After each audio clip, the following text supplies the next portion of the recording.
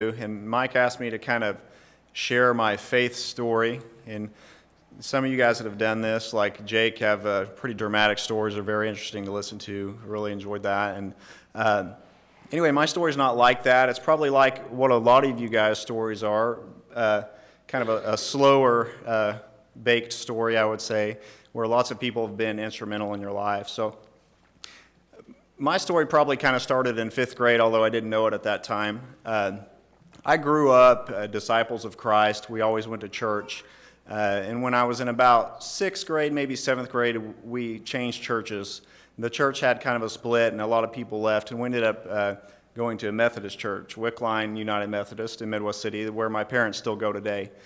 We were fairly involved with the church, and there was a pretty active youth group that we're involved with. And then the youth minister left when I was probably in 7th grade, and we got another youth minister who was really bad, to say the least. He took it from a group of about 80 to about 10 kids involved in a real short period of time. When I was in high school, this went on from about 7th grade through high school, and we became less and less involved. When I was in high school, I started dating a beautiful young girl named Carolyn. She was 14 years old at the time. I was 16 years old, so I didn't know she was that young.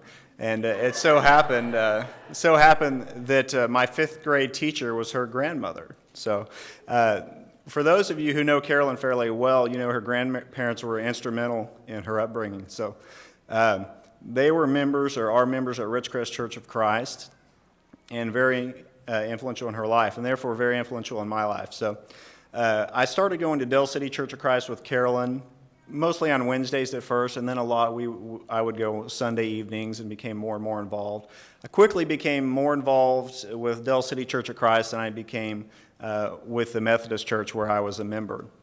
I was a member there through my high school years and attended both churches somewhat, and then I chose to go to Oklahoma Christian after that. But really, the most influential people in my life were Carolyn and Rick O'Dell. Rick O'Dell is a youth minister who probably a lot of you guys know, youth minister in Del City for quite a few years, and he was extremely good. He's extremely good at what he did.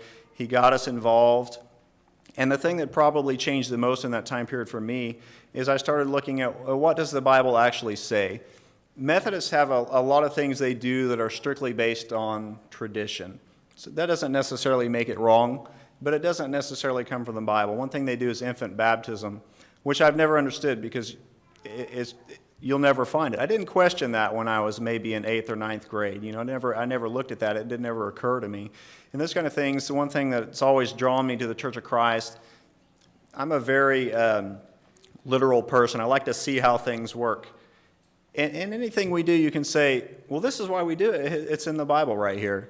Just go look, and there it is, you know. And it's easy enough to see, and nobody can say, well, why do you do that? And you say, well, I can show you why we do that. And if there's a question as to, well, I don't think this is the right thing, you say, well, this is what it says here, and this is what we do.